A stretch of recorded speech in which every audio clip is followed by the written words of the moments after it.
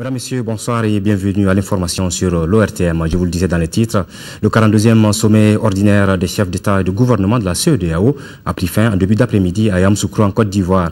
Parmi les décisions du sommet, la reconduite du président Alassane Dramane Ouattara comme président en exercice de la CEDEAO et un engagement ferme de la communauté aux côtés du Mali dans la reconquête de son intégrité territoriale.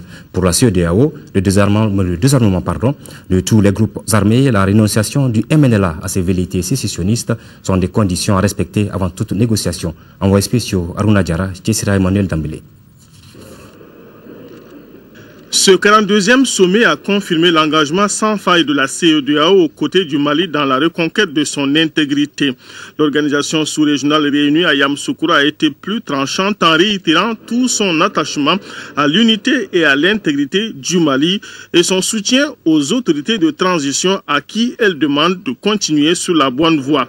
La conférence réitère son soutien ferme à la transition en cours et aux autorités de la transition, dirigées par le président Dioncounda Traoré, et exprime sa détermination à défendre la transition contre tout fauteur de troubles, civils ou militaires. Le sommet salue l'adoption de la feuille de route de transition par l'Assemblée nationale et exhorte les autorités maliennes et toutes les parties prenantes à diligenter sa mise en œuvre. Prenant note de la décision des autorités maliennes de tenir les élections présidentielles et législatives au plus tard le 31 juillet 2013, les chefs d'État et de gouvernement décident de proroger le mandat des organes de transition jusqu'à la fin de la transition et ce conformément à l'avis de la Cour constitutionnelle. Reconquête du nord du Mali, la conférence des chefs d'État et de gouvernement salue l'action décisive de la France dans notre pays et les efforts de l'ensemble des pays contributeurs à la mission de soutien au Mali. Elle demande à la Commission de veiller à ce que les besoins de cette mission soient satisfaits en termes de déploiement et de logistique complémentaire. Si la CEDEAO est pour le déploiement d'observateurs des droits de l'homme sur le terrain, elle pose une condition à toute négociation avec les groupes armés. Ils exhortent également les autorités de la transition à accélérer le processus de la mise en place de la Commission nationale de réconciliation et de dialogue en vue de promouvoir, et ce à travers la plus grande représentativité possible, la réconciliation nationale et la restauration d'une paix durable.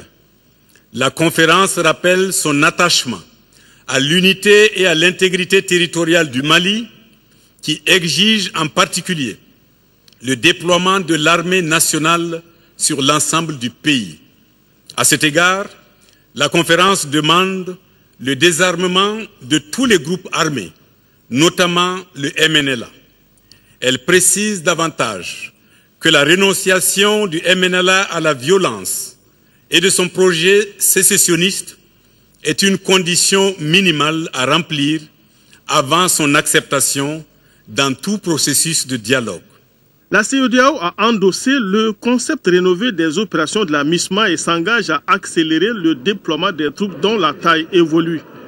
Nous avons entériné la taille de la MISMA à 8000 hommes et son opérationnalité sur le terrain exige maintenant un budget de 950 millions de dollars, dont près de la moitié a été levée lors de la conférence des donateurs en Éthiopie en janvier dernier. Notre conférence invite donc tous les pays africains et tous nos partenaires à s'impliquer résolument dans le financement de la MISMA. La CEDEAO se félicite de la coopération positive de l'Algérie, de la Mauritanie, du Maroc pour la résolution de la crise au Mali. L'adoption de la feuille de route avec une place pour les élections a été appréciée par la communauté qui accueille avec joie les propositions de contribution financière de la Gambie et de la Guinée équatoriale au profit de la MISMA.